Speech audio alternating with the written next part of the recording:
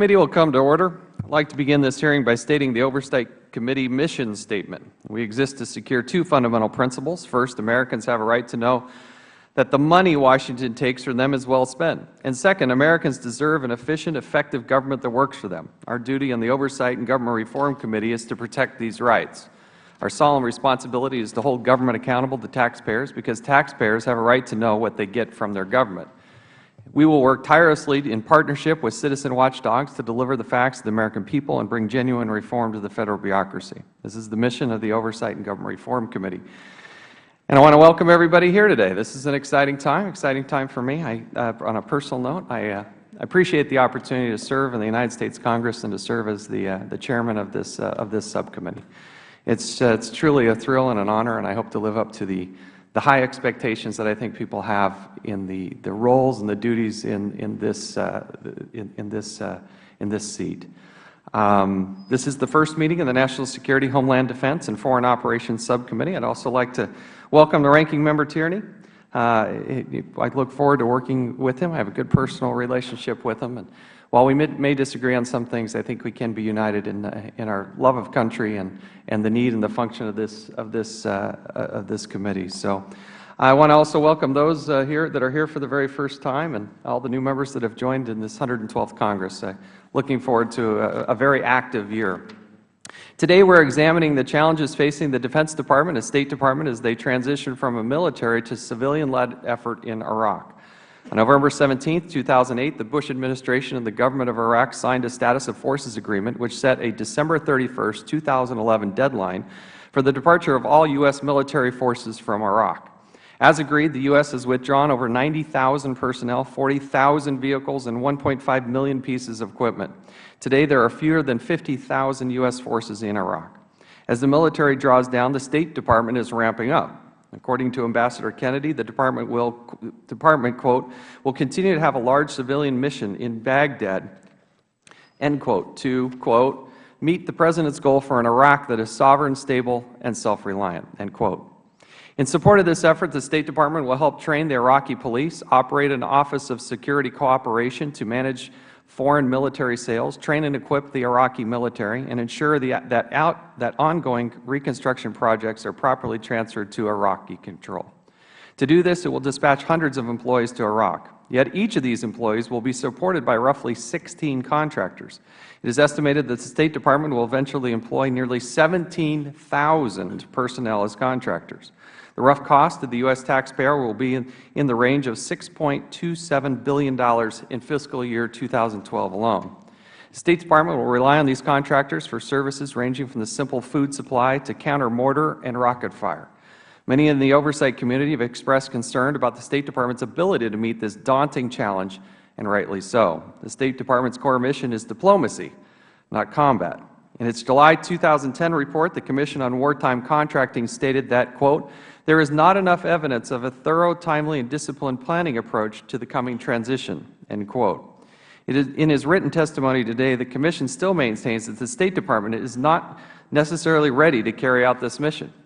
Stuart Bowen's written testimony today also questions the State Department's capacity, quote, to execute program elements in the post-DOD setting to ensure adequate oversight and simply to function in the unpredictable security situation that will exist after troop withdrawal, end quote. These concerns are echoed by Ambassador Patrick Kennedy. In an April 7, 2010 letter to Undersecretary of Defense Ashton Carter, he stressed that the State Department would have to, quote, duplicate the capabilities of the U.S. military, end quote, in order to fulfill a security mission. In a plea to the Pentagon, Ambassador Kennedy warned the Department personnel would suffer, quote, increased casualties, end quote, without the transfer of military hardware, including Black Hawk helicopters and MRAP armored vehicles, to State. As best we can tell, the Defense Department is yet to provide the necessary equipment or even necessarily formally respond to this letter. While cooperation between the top military officer and top diplomat on the ground in Iraq has been generally praised, it seems like the senior leadership of the relevant departments in Washington may be playing off on a different sheet of music. I am also concerned that State and Defense have less than transparent with the Oversight Committee. It has come to my attention that personnel within each department have begun restricting the Oversight Committee's access to critical information and personnel. If this is the practice, it must end. This administration must be transparent and forthcoming with SIGIR, GAO, the Inspectors General, that they may fulfill their obligations to oversee this transition. The central issue before us today is whether the State Department is ready to assume the mission in Iraq. From all outward appearances, the answer appears to be no, at least a huge question mark. With only 10 months left, the administration must work quickly to get this right, if for no other reason than that over 4,400 Americans, service members, have given their lives for it. I look forward to hearing from our panel of witnesses today. I'd now like to recognize the distinguished ranking member, the gentleman from Massachusetts, Mr. Tierney, for his opening statement. Well, thank you, Mr. Chairman, and congratulations on your new role. I think we will have an easy time working together on this. The oversight is not a partisan matter. I think you can tell that from the work that we've done over the last 4 years and a number of projects that you and I have discussed and participated in. So this is one of the functions of Congress. You're right. We legislate, and then we try to make sure that legislative intent is carried out and the monies are spent in the most efficient and effective way possible.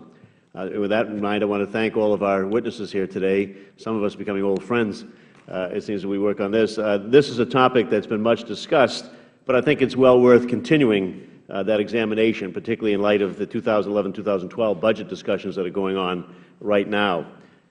We did agree to withdraw all of our troops from Iraq by the end of 2011. We've been sticking to that agreement, and we're on track to meet that deadline. There's been a heroic sacrifice over 8 years that costs over 4,000 American lives and nearly $1 trillion. And the men and women of our armed forces are going to leave Iraq with their heads held high. But now the task is to make sure that all that hard work that was done by the military, the gains are not squandered, and Iraq's fragile stability is not lost. So the President has charged the State Department with the responsibility for supporting the stability and development of Iraq once the military has left. And that transition of operations to the State Department marks a whole new role for the State.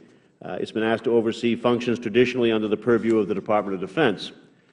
Of particular concern are the State Department's capabilities, both operationally and financially, to undertake activities traditionally managed by the Defense Department and to oversee the expected increase in contractors operating in theater, all on a budget that is many orders of magnitude smaller than what the Department of Defense has been working with. Simply because the State Department is taking on these new functions, we can't accept the contractors will entirely fill the void. One of the primary objectives in establishing the Wartime Contracting Commission, when Jim Leach and I put the legislation together and when Congress passed the bill, I believe, was to ensure that contractors were not performing functions that were properly reserved for government personnel.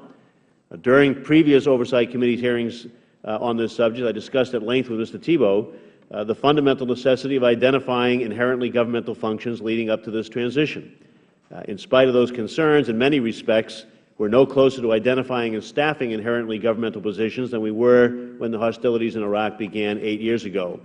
And the transition in Iraq is an effort led by the State Department threatens to make the situation even worse. So not only do we have inherently governmental functions that haven't been clearly defined, but according to reports, contracting has often become the default option out of necessity for the State Department. It doesn't give me much comfort that the State is aware of the oversight and capacity problems if it does not have the time and financial resources to properly address them.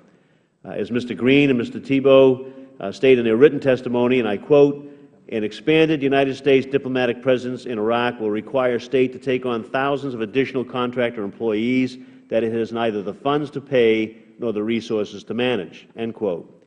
So yesterday, the Commission on Wartime Contracting issued a report entitled "Iraq, a Forgotten Mission." And that was with a question mark at the end of it.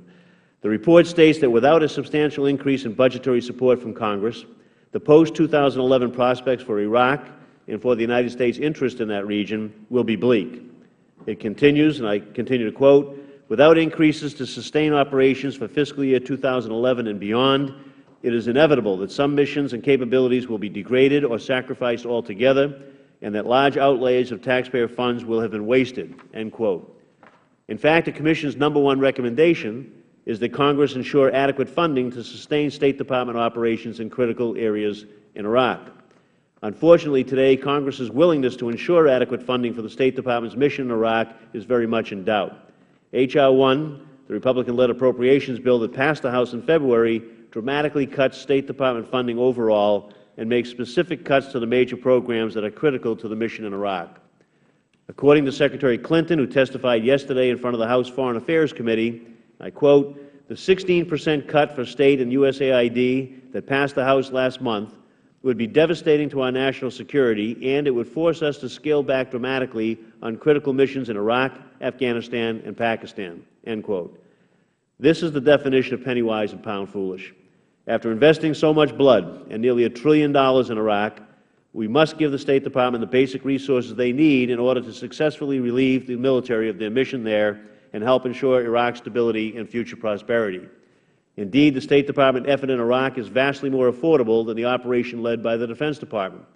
As Ambassador Kennedy notes in his testimony, withdrawing the U.S. military from Iraq will save $51 billion in fiscal year 2012, while the State Department is only seeking a roughly $2.5 billion increase in its budget to take over many of the same responsibilities. So for about 4% of the funds that were being spent with the Department of Defense, State believes it would be able to carry out its mission. It is important for this subcommittee to continue to scrutinize this transition, but we must also look in the context of proposed budget cuts that would fundamentally undermine the State Department's ability to successfully achieve its new responsibilities. Mr. Chairman, we certainly have to watch every penny and where it goes, and we have to make sure that money is wisely and efficiently spent. On the other hand, we shouldn't be guaranteeing success by so undermining their responsibility that we won't give them at least enough resources to get the job done, to move as many people in the State itself to the inherently governmental functions, and have at least enough people to manage and maintain the contracts that it does have to give out. Thank you. Thank you, and welcome again to the members here from both sides of the aisle. Particularly, I want to recognize Ranking Member Cummings for being here with us today. Members will have 7 days to submit opening statements for the record, and we'd now like to recognize our panel with very brief intros. A very distinguished and accomplished group. I appreciate you all being here with us today. The panel includes Mr. Grant Green, who is a Commissioner on the Commission of Wartime Contracting. Mr. Michael Thibault co-chairs the Commission on Wartime Contracting. Mr. Stuart Bowen, who is the Special Inspector General for Iraqi Reconstruction. Ambassador Patrick Kennedy, who is the Undersecretary of State for Management. Ambassador Alexander Vershbow is Assistant Secretary of Defense for International Security Affairs. And Mr. Frank Kendall, who is the Principal Deputy Undersecretary of Defense for Acquisition, Technology, and Logistics. Pursuant to committee rules, all witnesses will be sworn in before they testify. Please rise and raise your right hand. Do you solemnly swear or affirm that the testimony you are about to give to this committee will be the truth, the whole truth, and nothing but the truth? Thank you. You may be seated. Let the record reflect that all witnesses answered in the affirmative. Now we're going to go and move to opening statements. I would appreciate if you could keep your verbal comments to 5 minutes. We have a large panel and members who would like to ask some questions. You should have a light there. When it turns red, I'd appreciate it if you could wrap up your comments. Just also, if you could also make sure, we have this nice, new, beautiful room. Just make sure that the button's pushed as you start the microphone and move it close so we can all hear you. Otherwise, we'll start with Mr. Green. Thank you. Good morning, Chairman Chaffetz and Ranking Member Tierney, members of the subcommittee. I am Grant Green, a member and former acting co-chair of the Independent and Bipartisan Commission on Wartime Contracting in Iraq and Afghanistan. Participating with me in this joint statement is Commission Co-Chairman Michael Thibault. Our biographies are on the Commission website, so I will note just a few points that bear on today's issues. I am a retired U.S. Army officer, have served as Assistant Secretary of Defense, Undersecretary of State for Management, and Executive Secretary of the National Security Council. Mr. Thibault, who is also a U.S. Army veteran, served more than 35 years in the Department of Defense, the last 11 as Deputy Director of the Defense Contract Audit Agency. He's also worked in the private sector as a consultant and as an executive for a Fortune 500 company. We are here on behalf of all 8 commissioners who yesterday approved release of a 4th special report to the Congress, which we have titled Iraq, a Forgotten Mission. We have brought printed copies with us today and have also posted the report on the Commission's website. As with our appearance today, the report reflects bipartisan consensus. We respectfully request that it be included in the committee's hearing record. This hearing poses the question U.S. military leaving Iraq, is the State Department ready? I think the short answer is no, and the short reason for that answer is that establishing and sustaining an expanded U.S. diplomatic presence in Iraq will require State to take on thousands of additional contractor employees that it has neither funds to pay for nor the resources to manage. We base our findings and recommendations on the Commission's research hearings, as well as 2 trips to theater to probe specifically the transition process.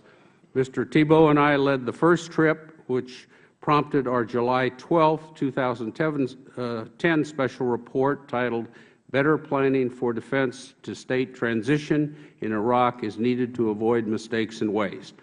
Commission Co-Chair Christopher Shays and I led the second trip to Iraq on this issue in December.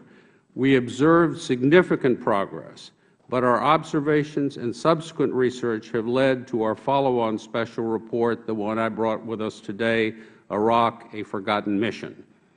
Teams of State and Department of Defense have been working hard on identifying transition needs and dealing with hundreds of tasks ranging from logistical support and medical care to air movement and security. States plan to establish 2 permanent and 2 temporary locations in parts of Iraq away from Baghdad will also require reconfiguring some property still occupied by the U.S. military and undertaking some new construction. All of these activities will require increased contracting as well as additional funding and increased staffing for contract management and oversight. This is particularly problematic when you consider that the State Department's recent Quadrennial Diplomacy and Development Review acknowledges that, number 1, contracts are often States' default option rather than an optimized choice.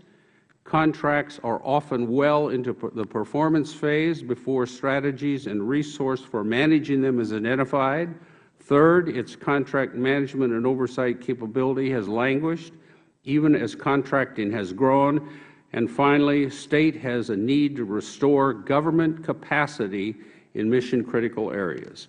State deserves credit for recognizing these problems, which we would note also occur in many other Federal departments and agencies. Besides the collaboration and contract management challenges, other looming problems for the DoD to State transition is time. As you mentioned, Mr. Chairman, 10 months from today, all but a handful of U.S. military personnel will be gone from Iraq. State needs to have many new contracts in place with contractors at work by October or even sooner to ensure a smooth transition. And that means many contracts must be launched quickly, in fact, should have already been launched. As concerned citizens, we can all agree that the stakes in Iraq and the region are high.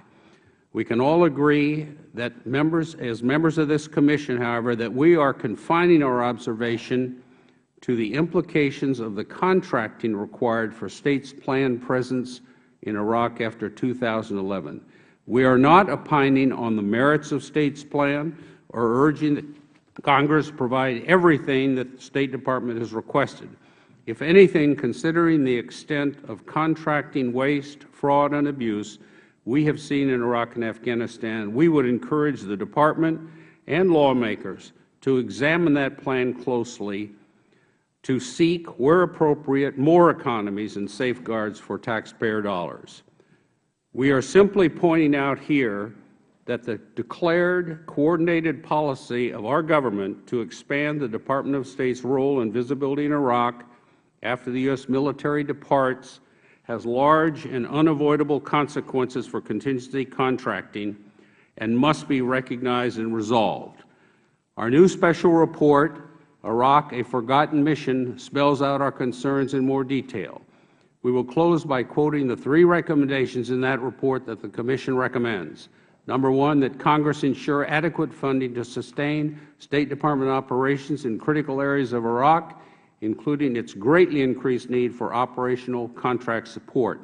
Number 2, the Department of State expand its organic capability to meet heightened needs for acquisition personnel, contract management, and contractor oversight. And 3, the Secretaries of State and Defense extend and intensify their collaborative planning for the transition, including execution of an agreement to establish a single senior-level coordinator and decision-maker to guide progress and promptly address major issues whose resolution may exceed the authorities of departmental working groups. Thank you. Mr. Green and others in the panel, feel free. You can submit the balance of any testimony into the record, but given that we've gone over 7 minutes at this point, I'd like to transition to the next speaker, if I could. Fine. Thank you, Mr. Chairman. I believe are we going to go to Mr. Bowen then? I believe it was a joint statement, so appreciate it. Thank you, Mr. Dew. Very good. Thank you, Chairman Chaffetz, Mr. Tierney, members of the committee, for this opportunity to testify on the crucial question before you today, before the country today, and that is the State Department prepared to sustain and engage in the significant programs necessary to support Iraq over the next year and, frankly, over the next 5 years.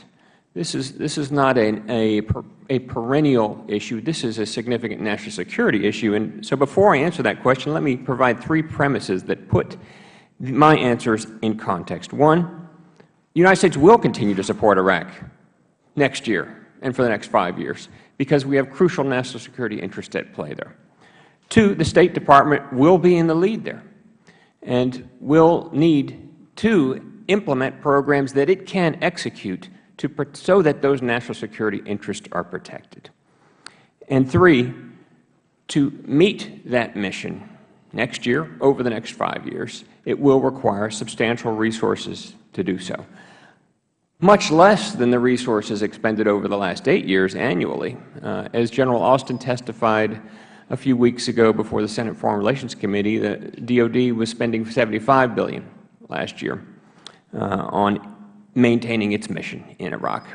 The State Department, as Secretary Clinton testified yesterday, will spend a fraction of that next year over the next 5 years. Is the State Department ready today to manage the DOD programs that are at play in Iraq? No. Self-evidently no, because there's a significant planning and execution program underway regarding transition. Will they be ready on January 1st of 2012? That time will tell. Do they have the capacity to execute the programs that they are shaping and scoping? Yes, but there are concerns that we have raised over time about contract management. There's obviously no doubt about the truth that the contracts the State Department had to take on in Iraq over the last 8 years were the largest in its history. And SIGIR has issued a number of audits that raised, frankly, core concerns about its capacity, its acquisition management, its ability to keep track of money, to break it right down to the core matter in Iraq. Has it made improvements? Yes. Does it need to do more? Yes. Ambassador Kennedy in his statement acknowledges that and also points to important steps that the State Department intends to take, notably the evaluation of results about its programs that it will implement. I think one of the things that they most need to do, and I told Paco Palmieri this 2 weeks ago when I was in Iraq, the head of INL, the INL program there, is to ensure they have sufficient number of in-country contracting officer representatives that are keeping track of taxpayer dollars. Yes, we have to spend substantial resources. Yes, it's crucial to sustain the fledgling democracy in Iraq. But yes, we must steward that money for those programs in an effective way to assure the taxpayers that their money is being well spent and it has the salutary effect of improving the execution and performance of those policy initiatives. I just returned from Trip 29. I met with General Austin. I met with Ambassador Jeffrey. I met with the Iraqi leadership. And they are collectively concerned about what Iraq will be like after the troops withdraw. And those concerns stem from capacity to execute programs, but also security. One thing that's predictable about security in Iraq, it's unpredictable. And it's going to be very difficult to judge today what the environment will be like in 2012. So the State Department is planning worst-case scenario, as it should, and so its capacity to operate will be limited by that security environment. SIGIR is on the ground today carrying out audits of the transition program, specifically of Quick Response Fund, which we will soon release, of private security contractors, of rule of law, crucial element that must be improved. Corruption is as bad as it's ever been. That's what Judge Rahim, the Director of Corruption Fighting for the Iraqis, told me just 2 weeks ago. He cannot convict a senior official. They can still immunize any employee by fiat. These are unacceptable standards within the system that, frankly, we're going to have to continue to engage heavily with Iraq on all fronts, and I'm talking about the State Department, to improve their fledgling democracy. We recommend 2 things in our statement that the committee might consider regarding the use of the substantial funds over the next year, and one is that for any of these large contracts that the State might submit a plan for review so that you see what the strategic intentions and tactical uses of those billions will be. You have transparency, the transparency that you expressed a need for in your statement, Mr. Chairman. And second, that they certify to the Congress that they have the resources in place and that they're committed to the oversight to the contracting officer representatives so that you have the capacity to do your job, and that is manage the taxpayers' dollars effectively. Thank you, Mr. Chairman. Ambassador Kennedy. Mr. Chairman, Ranking Member Tierney, members of the committee, thank you for inviting me today to discuss the State Department's preparations for the United States' transition from a military to a civilian-led presence in Iraq.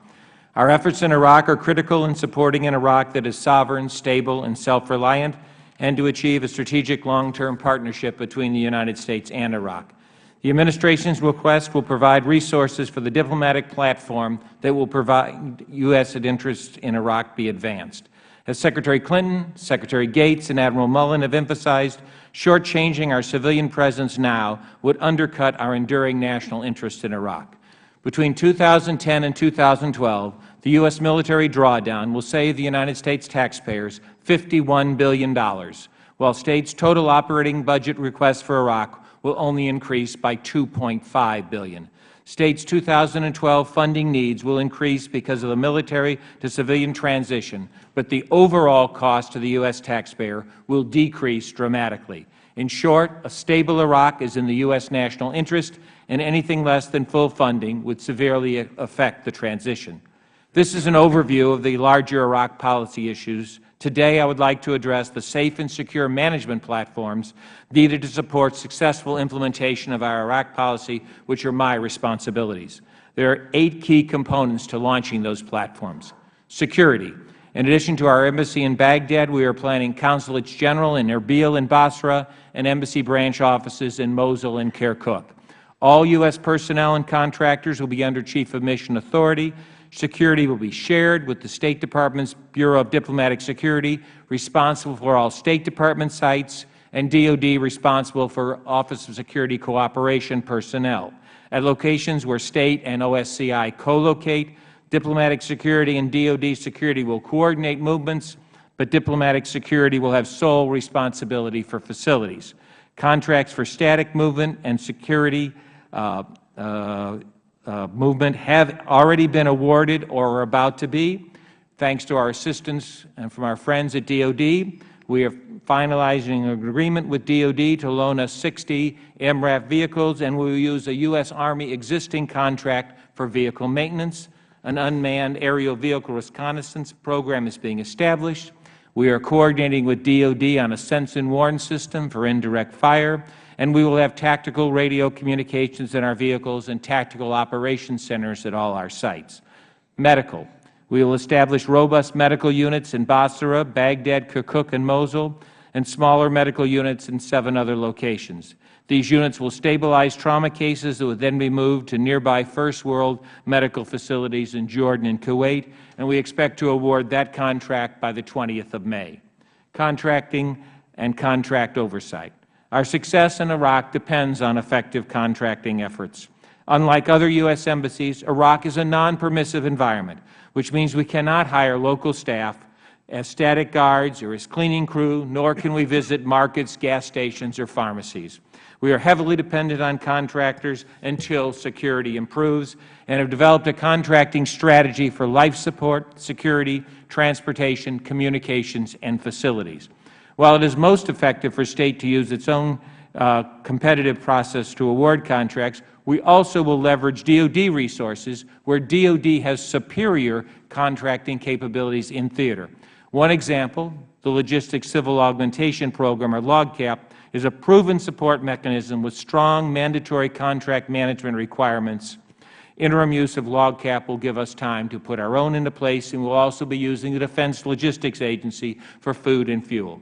I take our contracting oversight responsibility seriously. I led the 2007 Nasir Square review team in that regard, and I can assure you that we will engage heavily. Our contracting team in Washington draws on headquarters expertise, and while in Iraq there are multiple levels of technical oversight. Since 2008, when I reorganized the funding stream for the Office of Logistics Acquisition Management, we have hired 102 additional staff for contract administration, and for security contracting oversight in Iraq, we will have over 200 direct State Department security professionals engaged. That's a 1:35 ratio, which is very, very good. We are not using contractors by default. It is a deliberately chosen strategy to address a transitory need. It makes no sense to hire that many individuals to become permanent U.S. government employees when the needs for those numbers will decrease over time. Let me be clear, we will transition. In Erbil, in the north, already 92% of our Guard force is locally engaged staff. And we have robust efforts underway in real property, aviation facilities, information technology, and life support. Finally, on February 14th, Secretary Clinton announced Patricia Haslak as the coordinator for Iraqi transition assistance. This is the largest effort underway in the State Department since the Marshall Plan in the 1940s. We will be ready. Thank you, Ambassador Kennedy. Ambassador Vershbow. Mr. Chairman, Mr. Kendall will give the main statement for the Department of Defense. Thank you. Mr. Kendall. Thank you, Mr. Chairman. Chairman Chaffetz, Representative Tierney, members of the committee, thank you for the opportunity for Ambassador Vershbow and I to appear before you today to discuss the challenges associated with the transition from the Department of Defense to the Department of State in Iraq. I ask you to include my written statement in the record.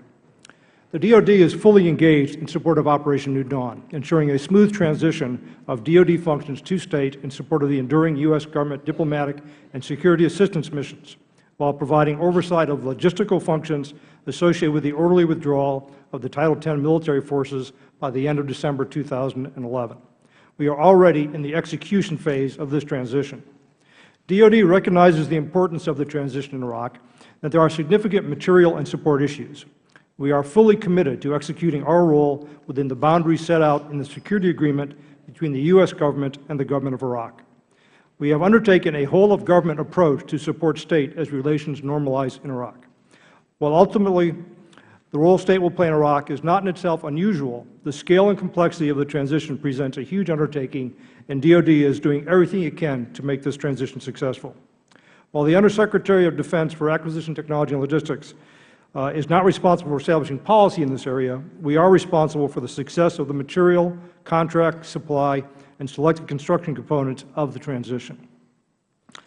DoD and State have established a temporary Senior Executive Steering Committee, or group, for coordination and synchronization. The group is co-chaired at the Deputy Assistant Secretary level and meets biweekly to review status and progress of 8 subordinate functional areas. Those areas are supply chain, equipment, contracting, medical, facilities and construction, information technology, security, and aviation. The 12th meeting of the Steering Committee was held yesterday, with direct participation from the Embassy and U.S. forces in Iraq, as well as other key players.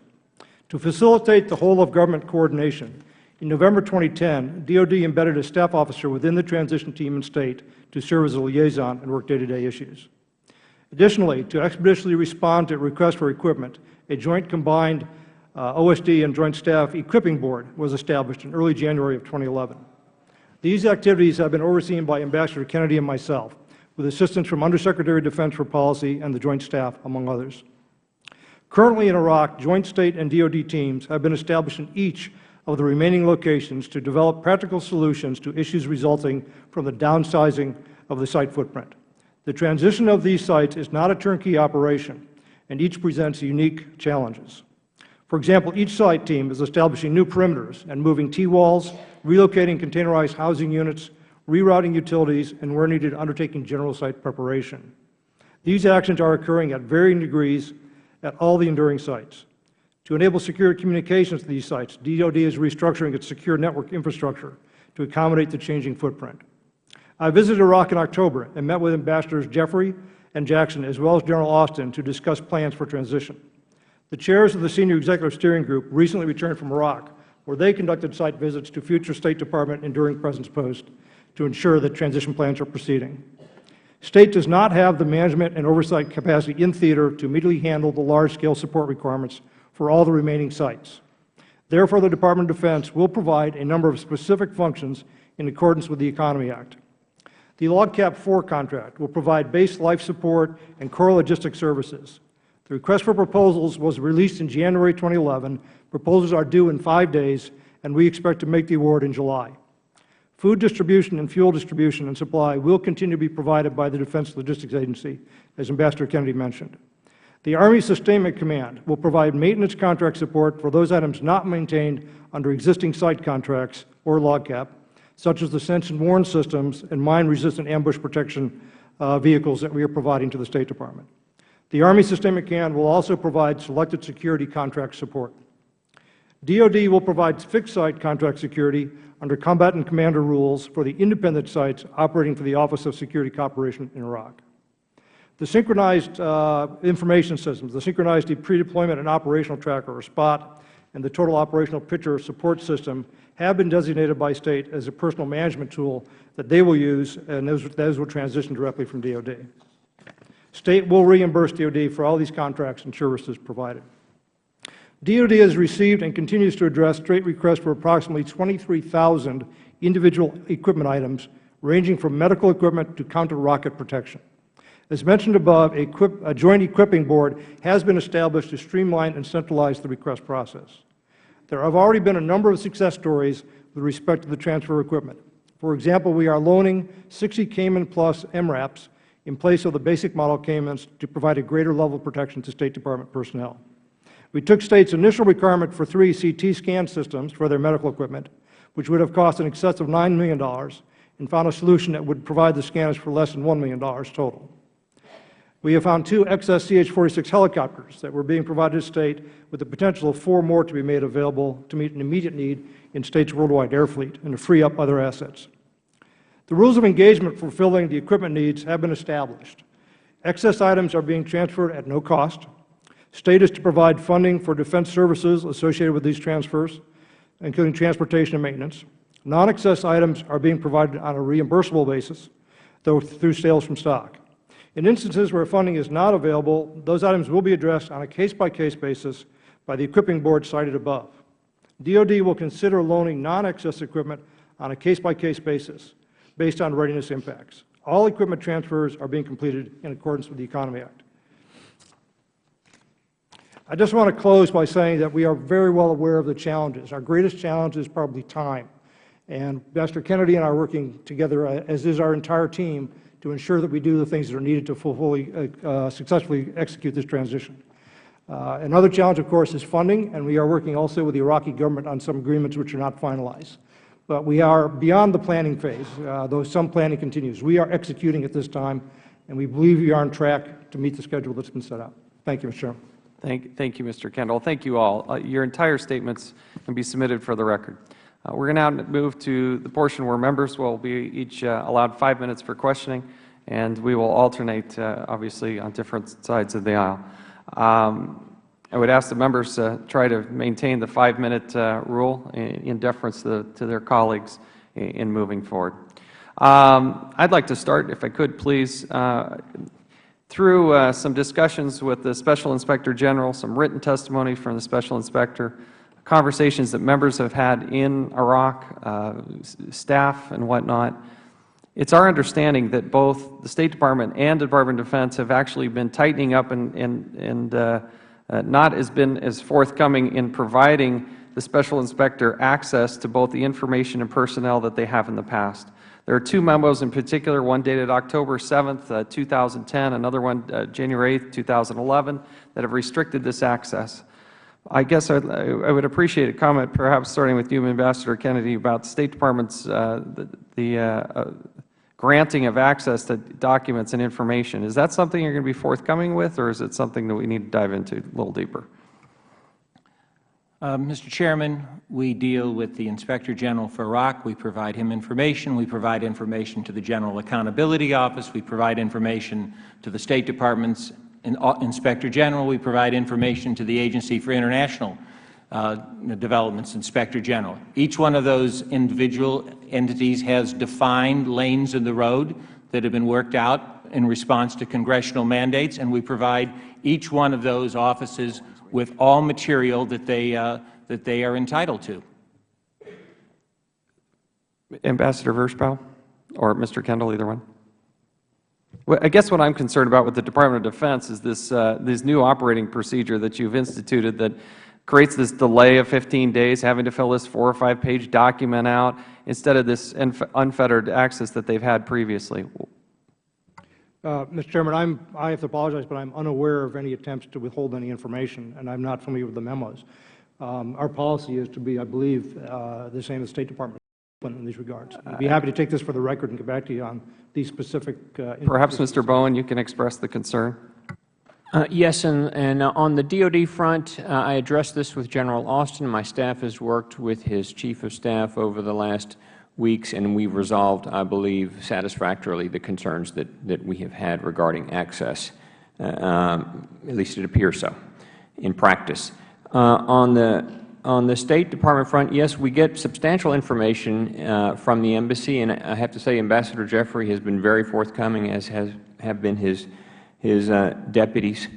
To put so it's clear, we are responsible for reporting on any contract, quote, to build or rebuild physical infrastructure in Iraq, to establish or reestablish a political or societal institution in Iraq, or to provide products or services to the people of Iraq. That's about as broad as it gets. That's the congressional mandate that you all have given us. We have had some problems over the last 6 months regarding getting information about provincial reconstruction team transition, transitions to the new embassy offices, the support logistical contracts that are going to help the State Department continue its mission in overseeing contracts that fall under these rubrics. My time is short as well. My concern is that the access has not been growing, it's been shrinking. And the timing of that access is critical, not only for the Special Inspector, but for your own Inspector Generals to do their jobs. We will continue to follow up, but this is of utmost importance, and I'm trying to signal that here today. Any attempt to try to slow that process down or to hold back information, I don't think will be met it won't be met very well. Very quickly, in July, for the State Department, if I could, Ambassador Kennedy, in July of 2010, the State Department identified 14 core lost functionalities, as they called them, everything from recovering killed and wounded personnel, recovering damaged vehicles, counter battery notification, counter battery fire, things that traditionally Department of Defense has operated that now is going to the State Department. The core question is, are you prepared to actually do this in the next 10 months? How are you going to gear up to actually do that? We're very concerned that these are some very difficult things to do. How prepared are you to actually fulfill those duties? Mr. Chairman, of the 14 that I think we have resolved about 7 of them. On the other hand, there are another 7 that simply make no sense for the State Department or are simply not applicable. They disappear when DoD disappears. For example, the DoD has been assisting the Iraqi government in policing the green zone. That is not a function the State Department should take on in another nation. counter battery fire. The State Department engages in defensive activities of its personnel. We are never going to be launching 155mm artillery rounds back at the opposition. That is a function of the government of Iraq. Be glad to submit something for the record, Mr. Chairman, but we will do everything that is necessary for us to do. However, there are simply functions that do dissolve and disappear when the Department of Defense leaves because they are military functions. Thank you, Ambassador. We'll now recognize the Ranking Member, Mr. Tierney, for 5 minutes. Thank you very much. Ambassador Kennedy, I think Mr. Bowen gave us a pretty good idea here to help us with our work. So I want to put it to you for as close to a yes or no answer as you can reasonably do here.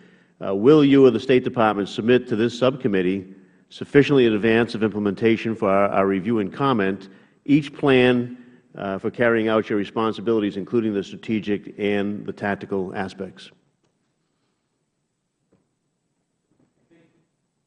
I think, sir, the answer is yes. But, I mean, I do not have the kind of written plans. For example, I can provide a copy of our contract for the maintenance of the MRAPs. That is my plan. All right. I mean, I would like to meet But with when you have a plan, for strategy and tactical carrying out any of the responsibilities that you have, I take it as a yes that you will submit that for us sufficiently advanced for our review, and I appreciate that. We'll certainly submit them for the committee. However, everything is ongoing. Every day we make decisions, Right. Mr. Tierney. And But you don't make a plan every day. Every day you carry out aspects of a plan. Exactly. Every so often you make a plan. Every so often you make that plan, the tactical and strategical aspects, I'm taking it as a yes that you will submit it to this subcommittee in Congress so that we can have enough time to look at it.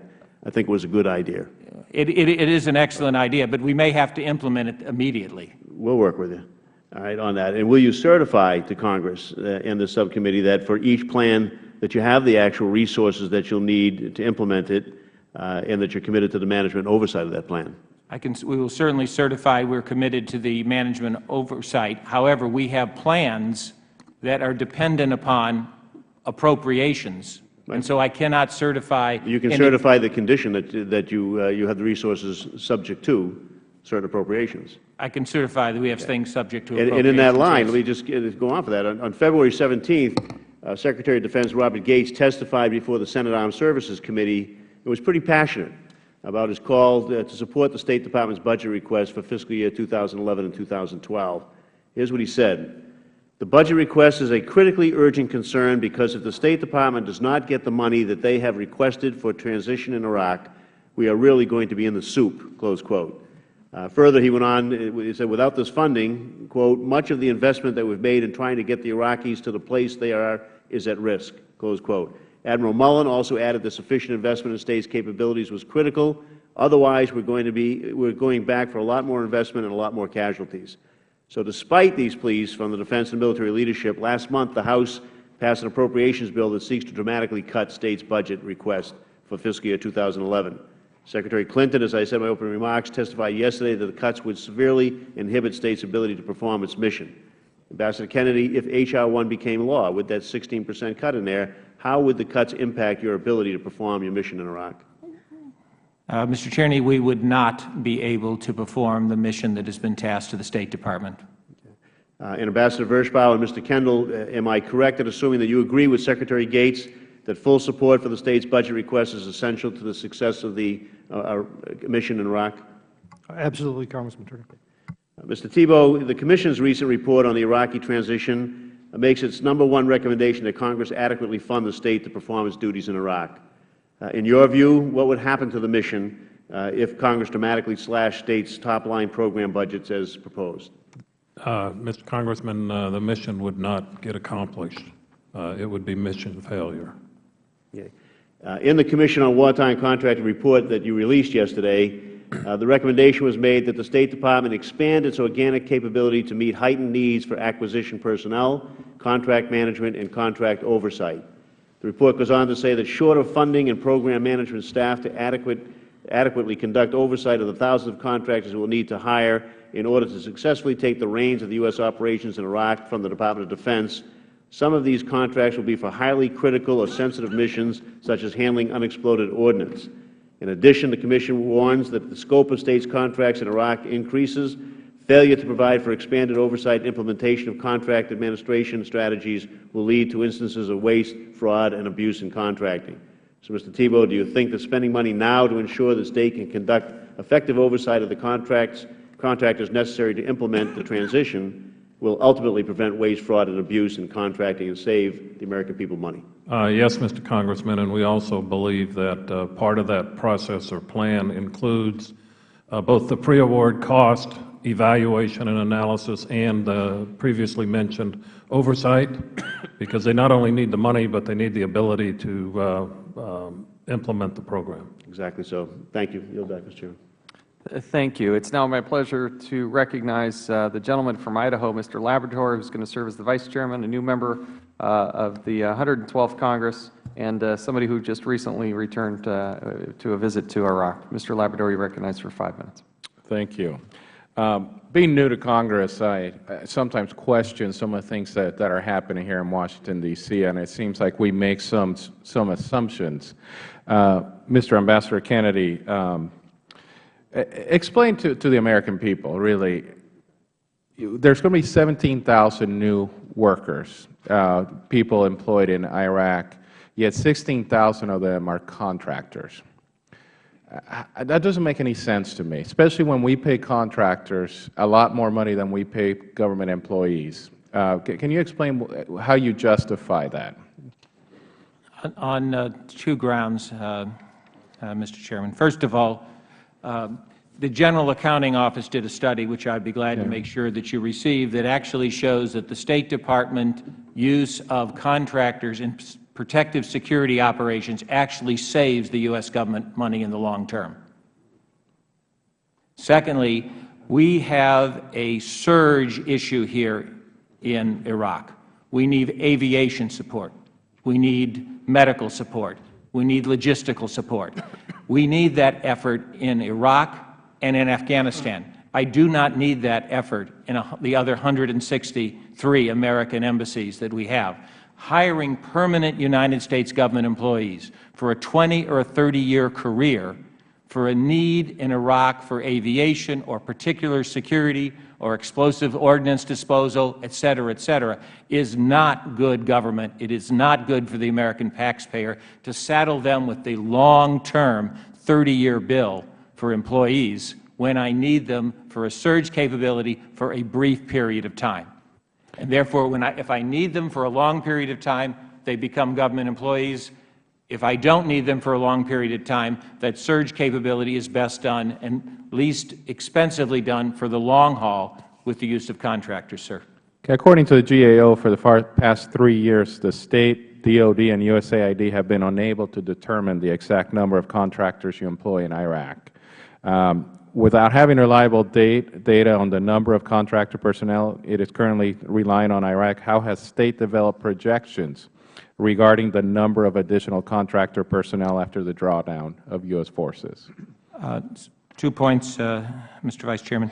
One, I believe that I know exactly how many contract employees I have on any given day in Iraq, and I'd be glad to meet with you or your staff to discuss that.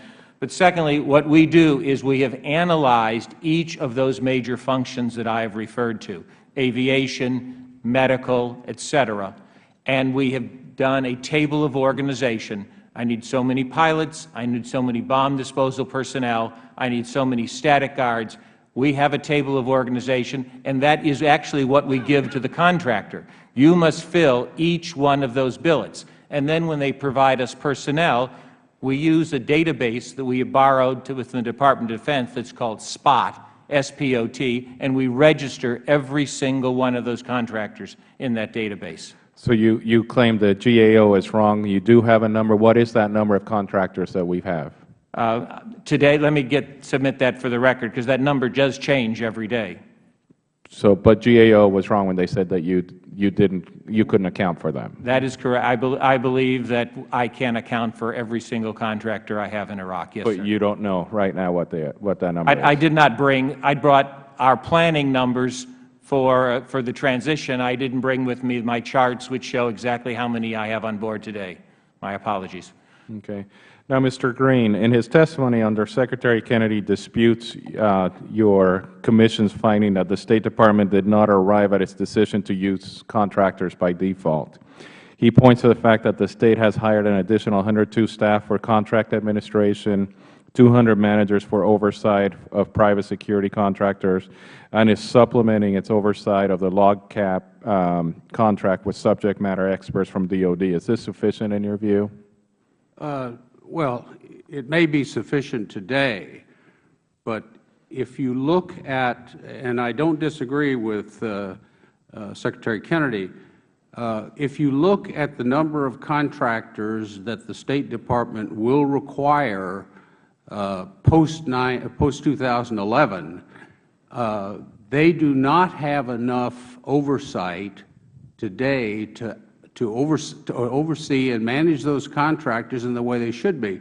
One of the things that this Commission has found in the last 2 years is a huge difference in the number of contracting, procurement, acquisition personnel on board, not just in State, but in every agency we've looked at, and the number of contracts that are being awarded.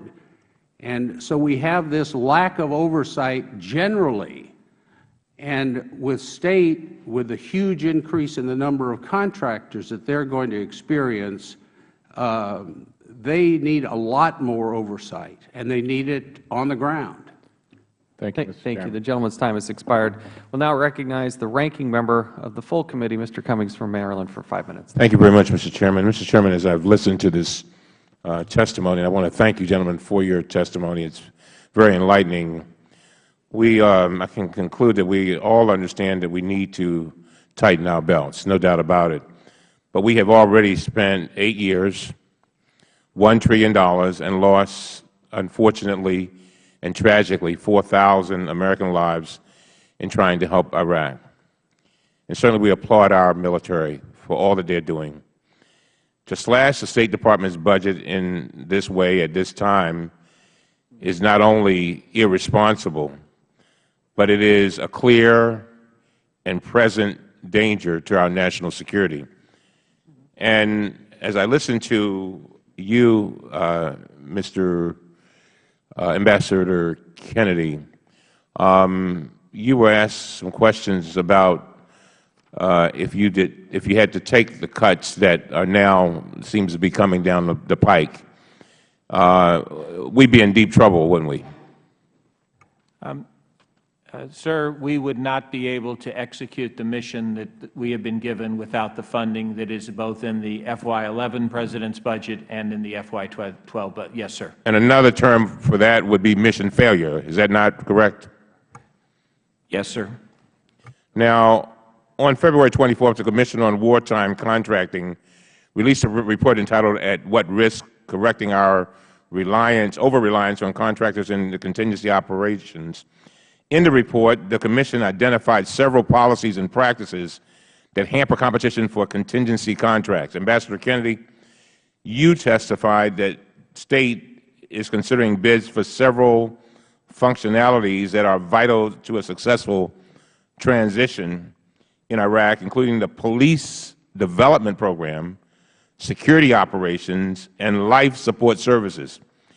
As State begins the process of significantly expanding its contracting and oversight functions in Iraq, what steps is the agency, or what steps are you taking to expand competition? Sir, we believe in competition. For example, on our security, for both static and movement security, we are engaged in competitive bids for all those contracts.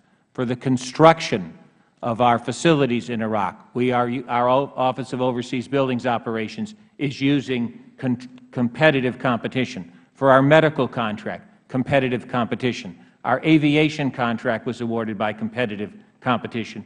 We are using competitive competition ourselves, or we are riding DOD contracts that were awarded already by competitive competition, and we access them through the Economy Act, sir. We are using competitive competition. And do we have appropriate oversight over those contracts? Because we had some testimony a few days ago from GAO that we have contractors overseeing contractors. Sir, we do not have contractors overseeing contractors. We are doing three things. We have increased significantly the staff of our contracting operation at headquarters. We are deploying and will deploy 200 U.S. government diplomatic security personnel to oversee the contracting operations. We will have State Department medical personnel overseeing the medical contract, and we will have State Department logistics people, et cetera, overseeing those contracts. We are deploying additional contracting officers' representatives, i.e., U.S. government employees, to oversee every single one of our. You understand why I'm saying that? Because we want the American taxpayers' dollars to be spent effectively and efficiently, and I think it's very difficult when you got a contractor overseeing a contractor, and we lose control over the billions of dollars that we're spending. Let me just get to this last question. The Commission on Wartime Contracting and SIGIR testified that State does not have adequate resources in place for contract management and oversight. In its July 2010 report, CWC found that planning for moving vital functions in Iraq was not adequate for effective coordination of billions of dollars in new contracting and risked both financial waste and undermining U.S. policy objectives. Today, Inspector General Bowen testified that he continues to have some concern about whether State's current structure and resources provide a sufficient basis for managing very large continuing contracts and programs. Ambassador Kennedy, do you believe that State has the current structure and resources necessary to manage and oversee the very large contracts and programs that State will be responsible for? And I assume your answer is yes, based upon what you just said. It is, sir. We have the plans. We have the program in place. My only codicil to that is this carrying out the full program in Iraq depends on the President's budget requests for the State Department for FY11 and FY12 being enacted. I see my time has expired. Thank you, Mr. Chairman. Thank you. The Chair will now recognize Mr. Farenthold of Texas for 5 minutes. A new member of this committee. We'll welcome, and you're recognized for 5 minutes. Thank you. And as a new member of this committee and not an expert in foreign affairs or the situation and never having been to Iraq, I'm troubled by what I'm hearing here. My impression of Iraq comes from what I see on television, reading the newspapers, which might in and of itself be a mistake. But we're talking about an unprecedented logistical situation for the State Department going in there. We're talking about unmanned air vehicles. We're talking about recovering bodies. We're talking about trauma medical facilities. We're talking about pretty hefty defenses against attacks. We're talking about not being able to get gasoline or groceries within the country. And this kind of troubles me. I realize the Bush administration set a hard deadline at the end of this year for getting out of Iraq on a military basis. And I guess I'll address this to the DOD, Mr. Kennedy, or Ambassador Kennedy, you're welcome to jump in on this. It doesn't sound like we're ready for the military to get out of there if the situation requires this level of logistical support. Has anybody in the Obama administration or the DOD talked to the Iraqi government and said, hey, you think maybe it might be a good idea for us to stay a little bit longer until this is more stable? Congressman, that's a very good question. First of all, the decision to draw down our forces by the end of this year was a mutual decision with the government of Iraq, and we honor the commitments that we've made in the security agreement to carry out the drawdown in a responsible way. We do think that the Iraqi security forces have become increasingly capable of managing security for the country as we go forward. They have taken responsibility step by step. We transitioned to full Iraqi lead responsibility on September the 1st of last year, and the security conditions, in our view, are improving. That's not to say that everything is perfect in Iraq, and there have been very dramatic and tragic spikes of violence in recent weeks. But I think that we've seen the Iraqis respond in a professional way. So we will depend more and more on the Iraqis for our security, but I think that with the effort that's been described here by Undersecretary Kennedy and by Mr. Kendall, We are aiming to equip our State Department colleagues for success. It is indeed going to be an unprecedented effort in its scale. That's all the more reason why Secretary Gates emphasized the need for providing the State Department with the resources that it needs to succeed. And I would also emphasize the strategic importance of Iraq in light of the recent dramatic upheavals in the region. With all the popular pressures around the Middle East and North Africa for reform and democratization, Iraq is now serving as an example. I'm excited that we've achieved the success that I think the Bush administration is, Iraq being a shining example. But if they can't provide even groceries for us, I'm not sure we're there yet. And maybe I'll address Mr. Bowen. You've spent any requests from anybody within the Iraqi government that maybe our military presence, that we reevaluate our timelines? Yes, I am. I was in Iraq 2 weeks ago, and I met with a number of senior officials, specifically a Deputy Prime Minister, who indicated that there is openness, at the very least, to renegotiating the security agreement. And I think Secretary Gates has spoken openly about that possibility as well.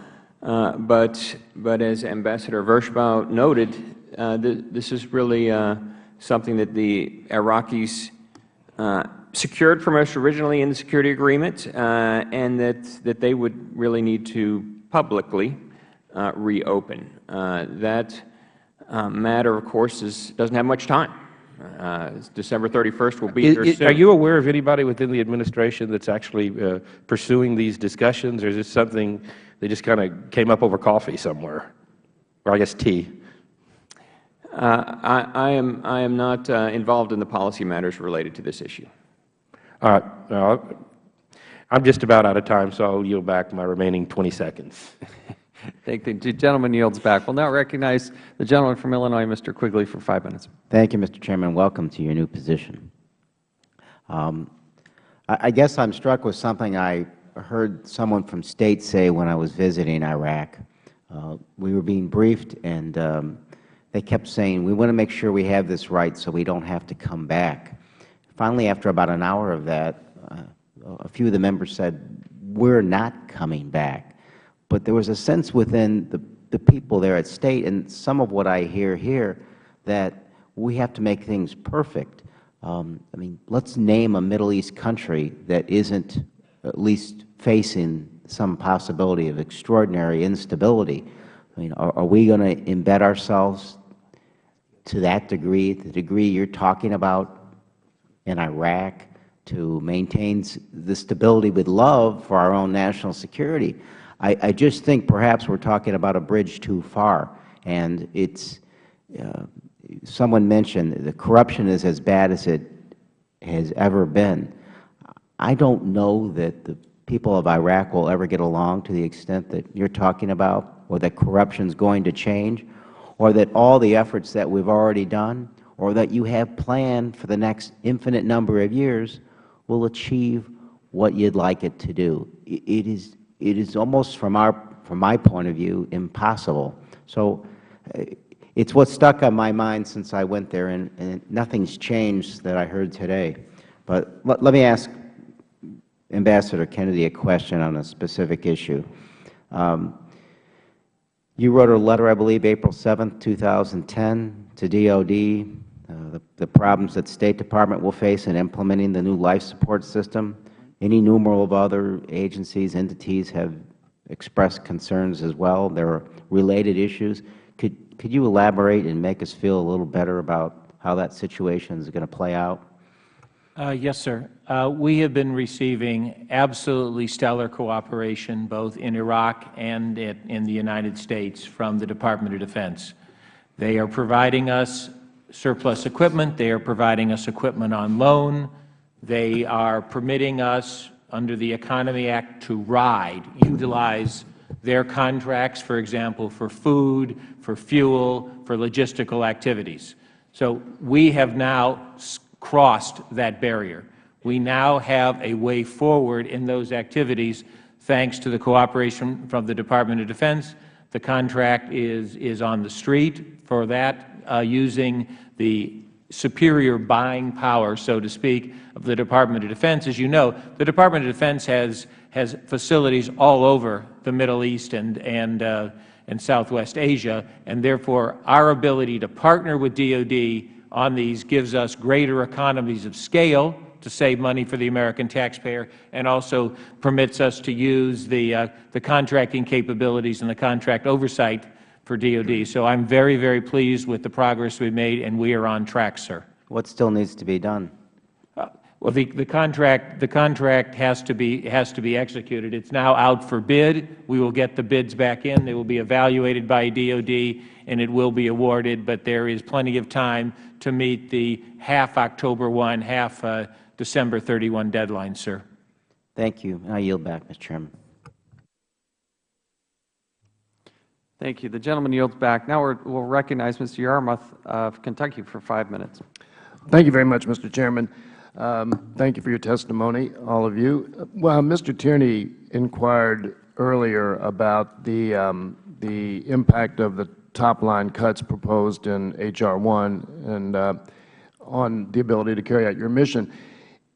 You may not have reviewed all of the provisions of H.R. 1, but are there perhaps other provisions in H.R. 1 that concern you about your ability to either in defense or state and carrying out the mission, things that may not relate to just the top-line cut in the state's budget?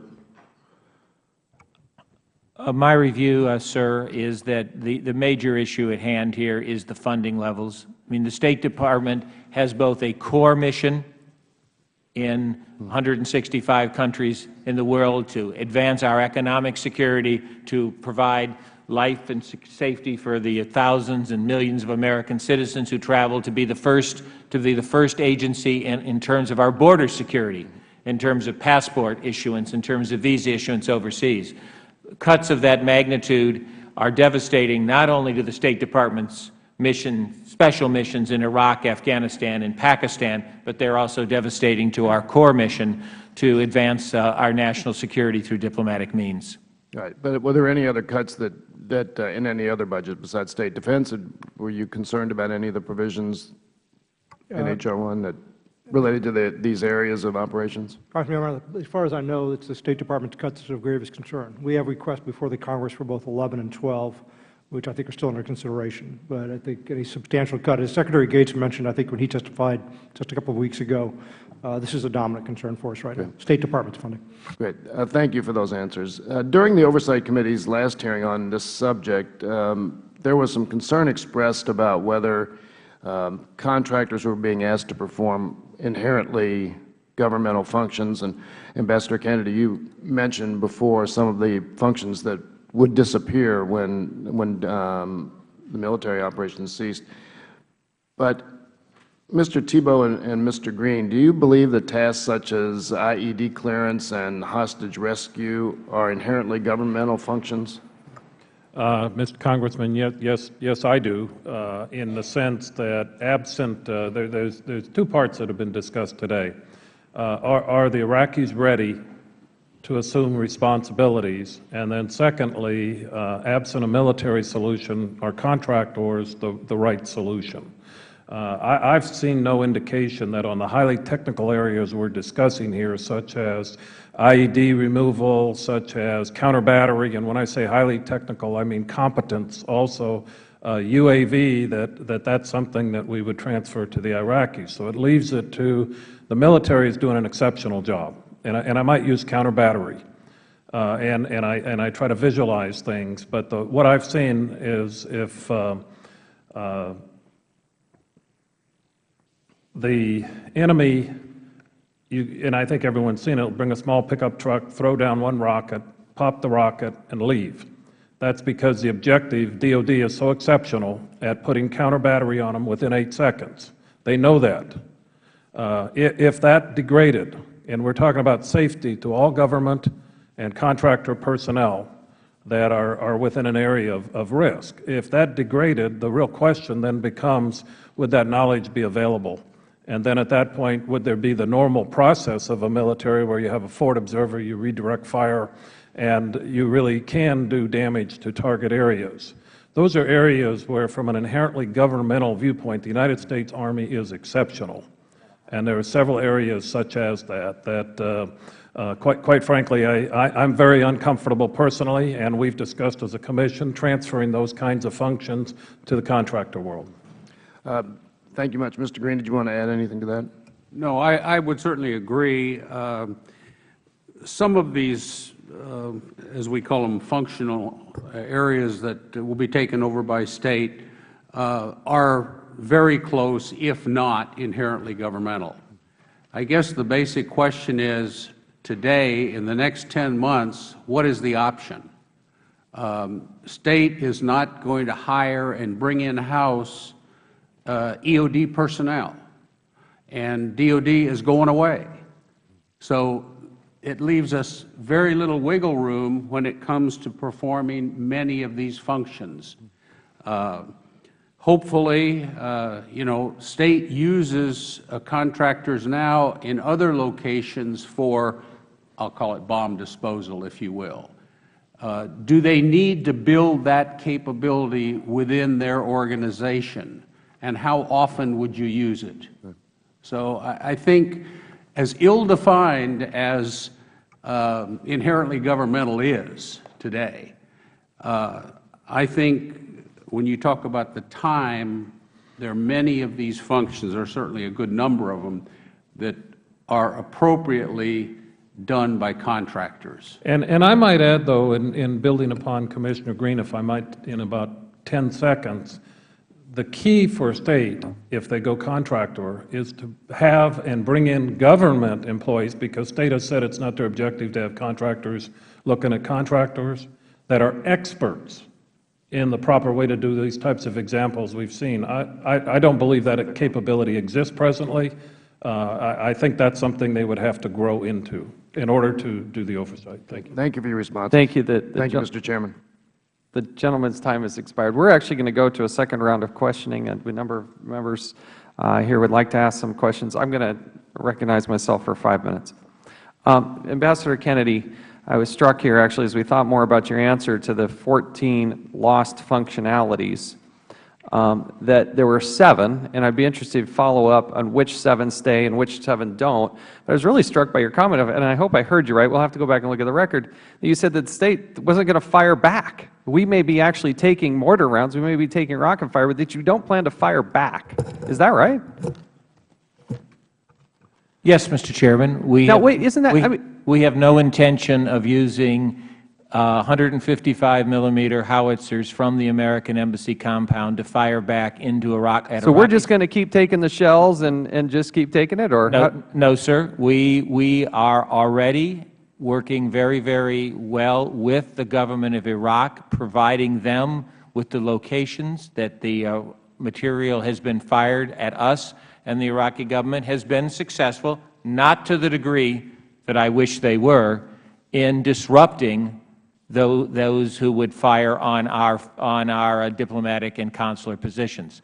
But it is not the function of a diplomatic entity to engage in a defensive well, and that's the concern. Like I mean, at the end of the day, that is the concern, that on January 1st, we don't expect that suddenly it's going to be a safe place. And we'll have to continue to explore this. Could I finish this? Yes. Yes. There are 2 parts to the counter battery, sir. There is the return fire, but the prelude to that is called sense and warn, which we are retaining, which is a radar system that tracks the incoming fire and sounds a warning for our people to take cover, and that we are retaining. This will obviously need to be more further explored. In a Senate Foreign Relations report issued by Senator Kerry on January 31st of this year, he maintains that as of December, land use agreements had not been signed and construction had not begun on satellite sites. With less than 10 months to go before the deadline, could you please give us an update on this? Because it seems like a very short amount of time in order to build a fairly significant facility. You haven't even acquired the land, is that correct? We are very, very close to signing agreements with the government of. What's that going to do to the timeline? We believe at the moment we are still within the timeline, because what we have done is part of our planning process in coordination with our Defense Department colleagues. We have identified the plots of land that we need. We have surveyed them. We have engaged the architectural and engineering work, and the contracts for the construction have been sent out for bids, and the bids are back in. So the delay in You're telling me you're going to still hit the timelines? Yes, at the moment, today, I'm telling you I'm still going to hit those timelines. Mr. Kendall, briefly. Mr. Chairman, I just want to mention, so the committee understands, that the land we will be using is land we are currently generally in possession of. So we're shrinking our bases essentially to provide compounds, if you will. Thank you. That is helpful. I do appreciate it. I need to move on.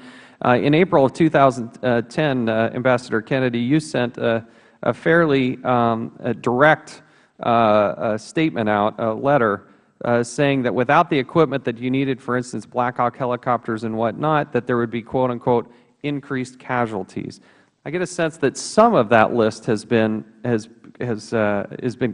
to your satisfaction, but where are we on the list that you issued on April of 2010?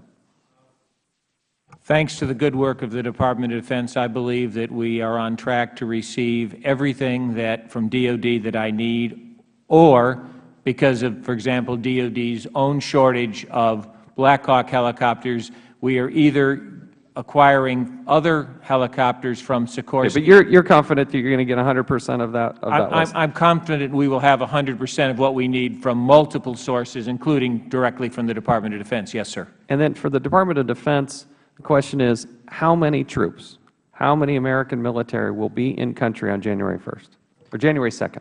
Those numbers are still a little bit in flux, but the entire OSCI, Office of Security Cooperation in Iraq, DoD presence will be under 4,000. The most recent number was about 3,900. We think we're going to come down 10 or 15% from that. And that's as of January 2nd? No, that's at the end of, yes, at January 2nd, 2011. Okay. Next year. Next year. I'm sorry, 12, next year. 12, yes. Excuse me. But we'll still have close to, I'm sorry, 4,000 troops? 4,000 total DoD personnel, of which roughly 1,000 will be government personnel. A subset of those will be military. The rest will be contractors. And what will the military personnel be doing there? Various types of security assistance, training, missions such as that. And appreciate some further clarification of that as we move forward. My time has expired, so I'll now recognize for 5 minutes the Ranking Member, Mr. Tierney. Thank you. Ambassador, you started to get engaged in the issue on inherently governmental functions there beforehand. Is this something that you want to add to that conversation? I think it's an important topic. Yes, thank you very much, sir. The State Department believes that the functions that we are being contracted out for are not inherently governmental. We would never violate the law and contract out for something these are complex functions, however, and so our predicate for handling these is to ensure, and I'll use security as the example here, is to have very, very robust oversight by 200 diplomatic security, State Department career government professionals over that contract body. It's about a 1 to 35 ratio, which we believe will fully ensure that the contractors perform the non-inherently governmental functions under robust diplomatic security supervision. Describe for me, if you would, a security mission that isn't inherently governmental.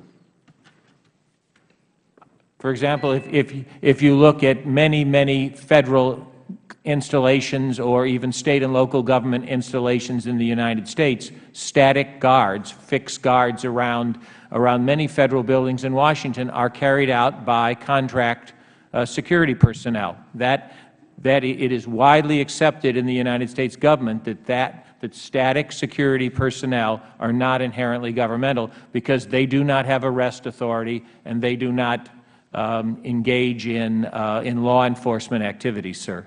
Don't you draw a distinction between the properties that we might be trying to protect and the people we might be trying to protect in a contingency zone like Iraq, and make a distinction there between a building in downtown Washington? No, sir, because I think the predicate of it is the same. But secondly, I have 1,800 diplomatic security personnel sworn worldwide.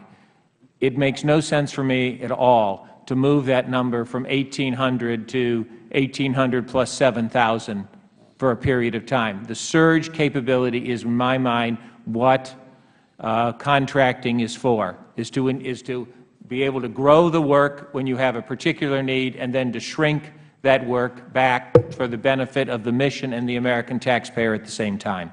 How many Marines are going to be protecting our embassy in Iraq? There will be probably, I'd say, a couple of dozen. For the entire compound? Yes, sir. And will they be supervising any contract security people? No, sir. The Marines do not supervise the contractors. The regional security officer supervises both the Marines and the contract personnel. Would you say that a hostage rescue mission is an inherently governmental function? I think that a hostage rescue mission in a war zone like Iraq, led by diplomatic security personnel and supported by contractors, stays within the boundaries of what is legal and what is not legal, sir. Why would you have that supported by contract personnel and not be strictly U.S. personnel? Because I do not have enough diplomatic security personnel to do the mission, and I do not have a permanent need for that many personnel to hire individuals for a 20 or 30-year career. All right. So the first part I don't accept. All right. The idea on that is because I mean, you don't have enough people it doesn't mean it's not inherently governmental. It means basically you want to get to that point sometime and you're going to bring those people on. You just can't do it right now. I think we can have a debate about the surge capacity on that, whether or not it makes sense for us to have enough capacity worldwide that we can bring people and have people in areas where that's a likely situation and work on that. And I'd like you to take another look at that, if you would. Well, and when you say a hostage situation, I mean, obviously, if I had the exact definition of what the individual situation was, I might very, very well use just diplomatic security sworn personnel, special agents that I have on the ground. I might use those exclusively, given the situation. They might need support, however, from the contractor personnel they supervise. I would like to think that we would have some capacity worldwide, as I say, that wouldn't make kicking that type of a sensitive operation out to contractors on that, and I hope we take another look at that maybe at some point. Inspector Bowen, just quickly, in your experience, what's a rough ratio of management and oversight personnel to contractors and contracting dollars? What would be the appropriate ratio? Within the State Department spending?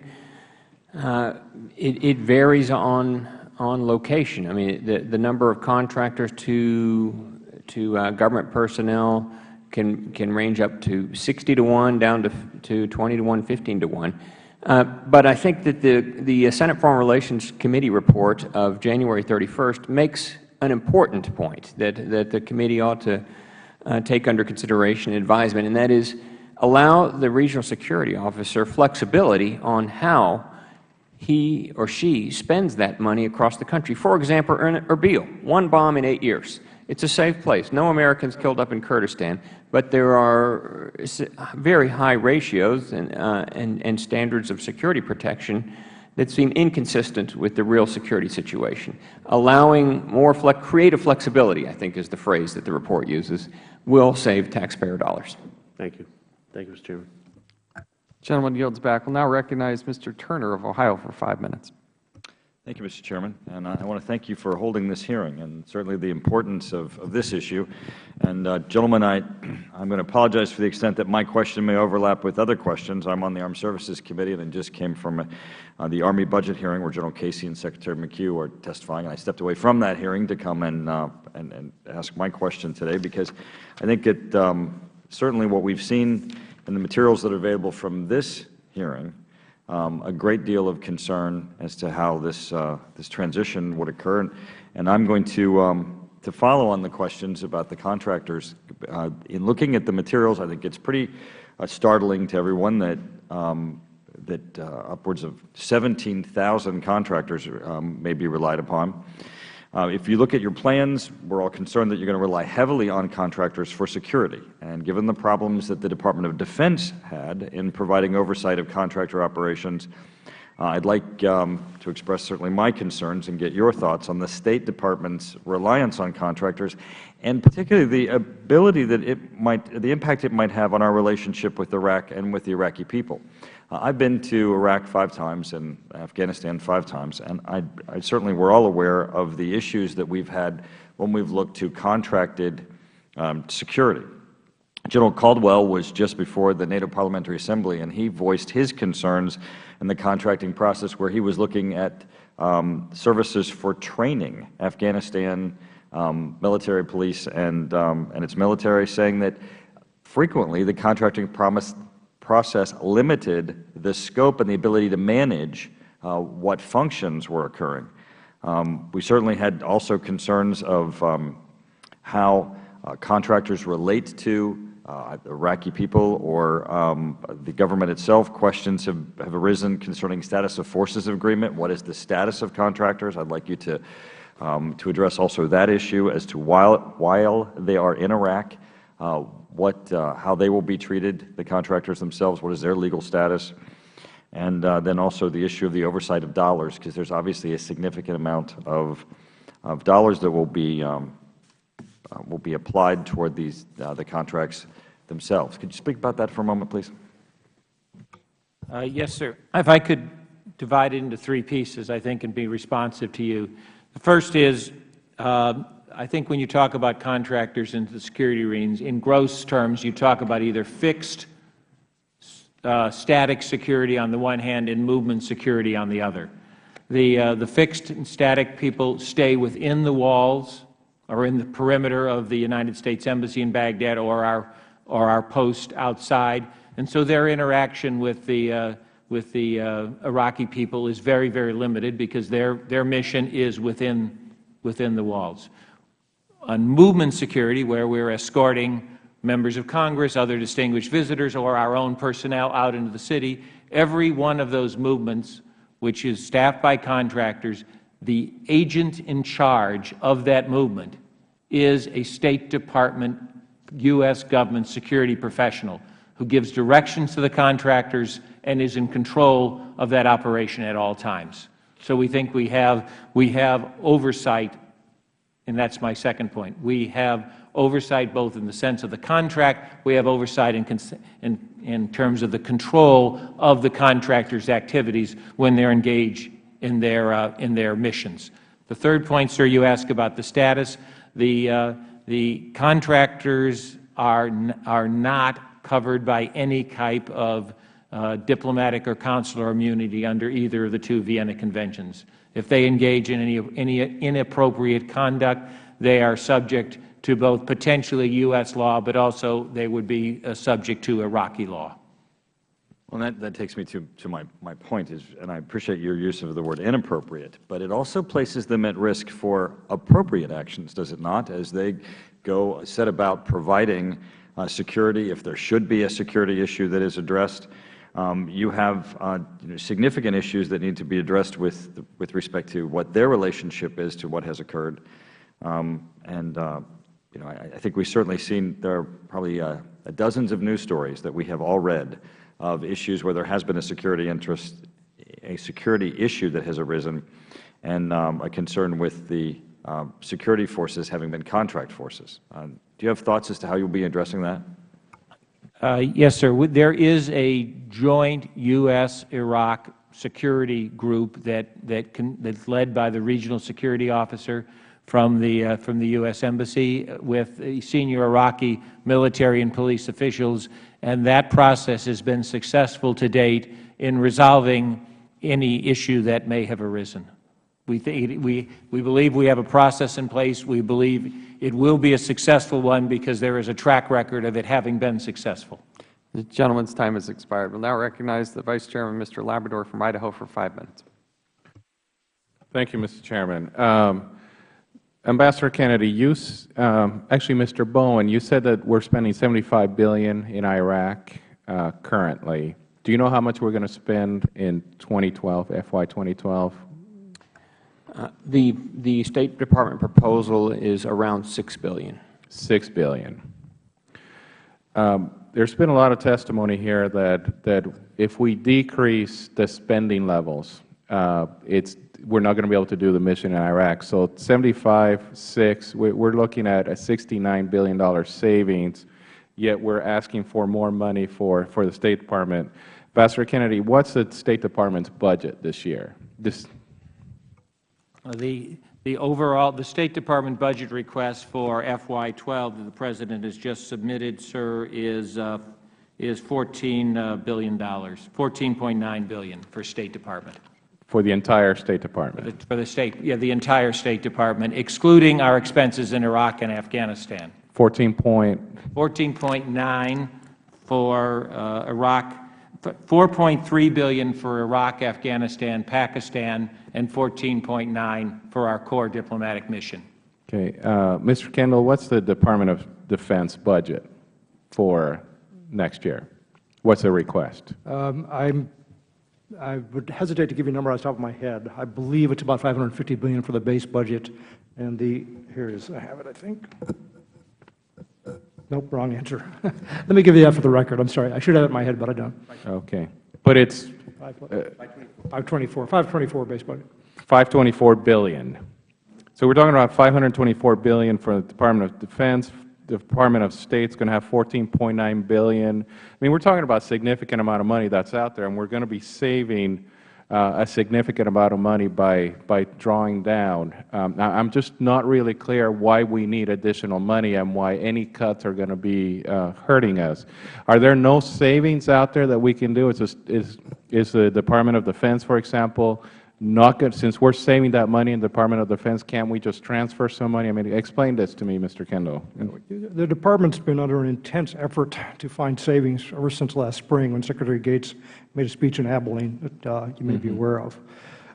We have worked very, very hard. The services were all tasked collectively to try to find $100 million in money they could save in efficiencies and move into other more value-added activities. We're cutting general officer slots. We're cutting senior executive slots. It's been an extremely intense effort to get rid of every ounce of fat we possibly can in our budget. If, as the Secretary has said, if we're going to sustain our force structure and modernize it as we need to, we absolutely have to find savings. So there's an intense effort there. There is not an ounce of extra fat, as far as I can tell, left in the Defense Department's budget. And I applaud actually what the Secretary is doing, but it just seems to me that if we're going to be saving money in Iraq, and now for everyone here to testify that we can't save any money in our budgets, it just doesn't make any sense. There are some savings. For example, in your letter, Ambassador Kennedy, of April 7th, you clearly asked for the equipment to be transferred to the Department of State. I think, how much would that save us if instead of purchasing the equipment, it was just transferred? I don't have that figure in front of me, Mr. Vice Chairman, but our budget request for 12 was put together after that was taken into consideration. So I would have had to request additional funds for the armored vehicles or the other equipment DOD was transferring to us. In other words, my request is net of the transfers that DOD is making to us. My request would have been higher if I was having to buy the equipment. Instead, I am receiving it from DOD, so I did not request that as part of my Iraq budget. So is DOD transferring all the equipment that you need, or just transferring some of the equipment? They're transferring everything that they have available in surplus. Okay. Thank you. I have no further questions. Gentleman yields back. We'll now recognize Mr. Farenthold of Texas for 5 minutes. Thank you. As I've been sitting here, I wanted to talk a little bit more about some of my concerns I brought up in my earlier question about whether really this is the appropriate time and whether or not we've reevaluated the drawdown deadline of the Bush administration in light of the amount of extraordinary efforts that the State Department is going to have to put into security. And I guess I'd like to start off asking Ambassador Kennedy, in light of everything you're asking and the situation as you see on the ground, would you feel comfortable taking your wife and kids to serve with you in a facility in Iraq come next year? Sir, we permit working spouses to accompany the State Department employees to Iraq now, and we will continue to do that. The answer is I would not inject children into Iraq now or later or any time in the near future. But that is only one of a number of countries where part of my job is to decide where family members are permitted to go. All right. And then my earlier question to Mr. Bowen was, are you aware of any negotiations on behalf of the Obama administration with high-level Iraqis about possibly extending or renegotiating the number of troops that will be in Iraq after the end of the year? And I probably asked that question to the wrong folks, and I'd like to address that to you, Ambassador Kennedy, and our two folks from the DOD. And if you'd each take a second and let me know if you all know anything along those lines. Congressman, as Secretary Gates has said, the initiative for any discussion on any possible follow-on military presence would have to come from the Iraqis. We have an agreement whereby we have mutually agreed to draw down our forces by the end of this year, and we will honor that agreement. In his testimony, Secretary Gates identified some concerns he has about areas where the Iraqis will need additional capability. But I want to say that drawing down doesn't mean we're disengaging. The Office of Security Cooperation in Iraq and the State Department's FMS programs are going to be important tools for helping to continue to increase the capacity and the effectiveness of the Iraqi security forces, and the police development program, of course, will be very important as a complement in improving the professionalism of the Iraqi police. So we're preparing for that outcome, and we do believe that the Iraqis, who have had the lead responsibility for security now for more than a year, are doing an increasingly effective job. The question was asked earlier, is this going to be perfection? No, the Iraqis, I think, understand that they have a long way to go in terms of building the institutions of a stable state.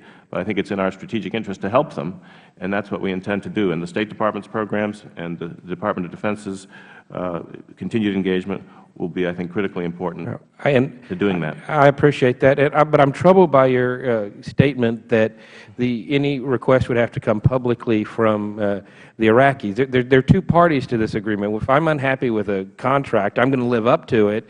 But if I think there's some things that need to be renegotiated, I think it's open for either side to open it up and renegotiate. I just make that point.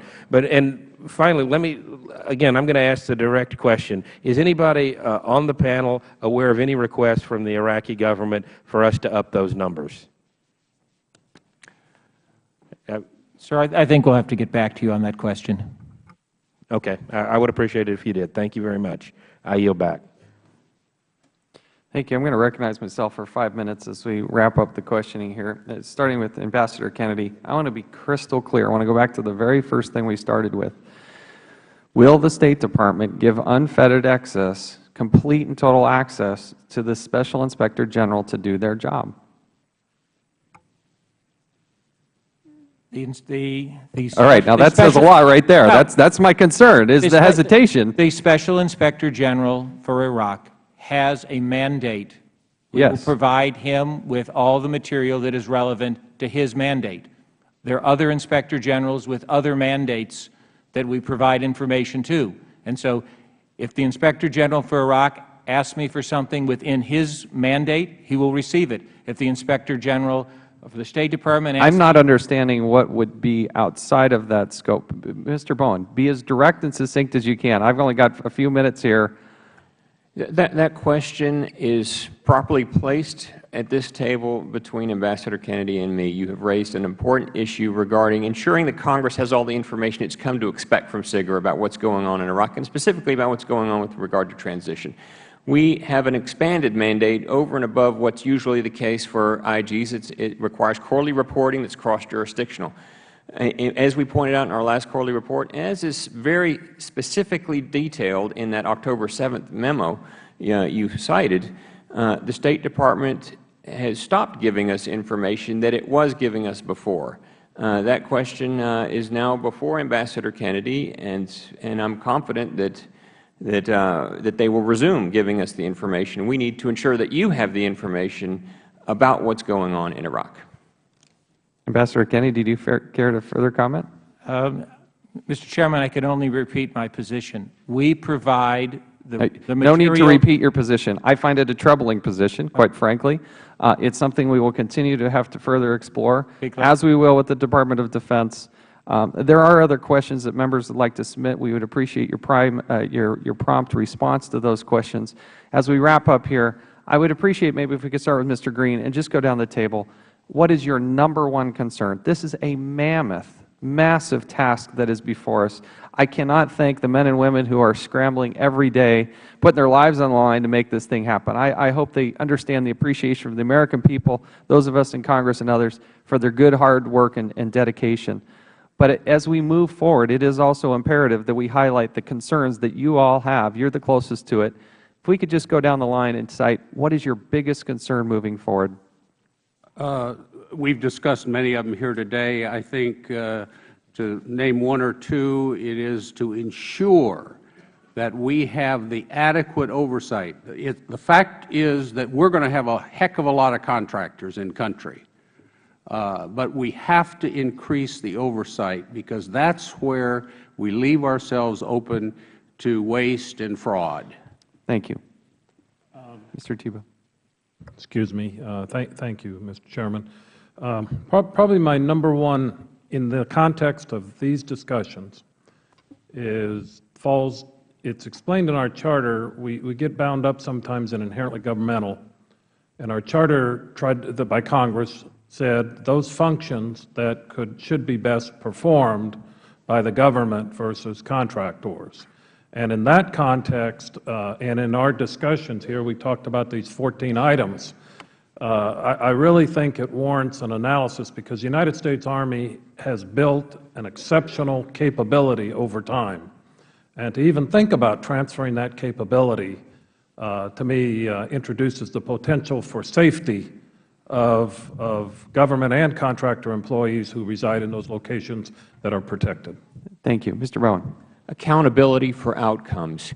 As Mr. Tierney pointed out, this committee and the Congress needs to know what the State Department plans to achieve. What are the specific outcomes that $6 billion will be spent, if you include the program money, not just the operating money, that the State Department, if it gets it all, will receive this year? Knowing what the police development program will achieve with the 190 trainers across the country that are going out to help the Iraqis improve. What outcomes will they achieve? Thank you. Ambassador Kennedy. Achieving the adequate funding levels in order to carry out the mission that I have been tasked to do. Thank you. Ambassador. I share Undersecretary Kennedy's concern. As Secretary Gates said, ensuring that the State Department has the resources it needs to stand up this very ambitious and complex mission is critically important, and it's very urgent, because there, as the Secretary said, there are facilities to be built, there are people to be hired, so we need to get them the resources that they need as quickly as possible. Thank you. Mr. Kendall. Mr. Chairman, let me first correct a statement I made earlier. The numbers I gave you were not quite accurate for the amount of DOD presence in the future in Iraq. The total number is approximately correct, less than 4,000, but of that 4,000, about 1,000 total are security assistants, and within that total of 1,000, approximately 200 or less are actually DOD or government personnel. The answer to your question, from my perspective, is time. Time is a big factor here, and we have a great deal to do in a relatively short period of time. In the fall, the U.S. forces will start to transition very much to exiting from Iraq, and we have to accomplish a great deal before then. Along with that, of course, I would add the funding concerns that were expressed earlier. Thank you. I thank you all for your participation, your great work and service to the United States of America. I thank you for the interaction and look forward to interacting with you in the future. Thank you. This committee is now adjourned. Thank you, Mr. Chairman.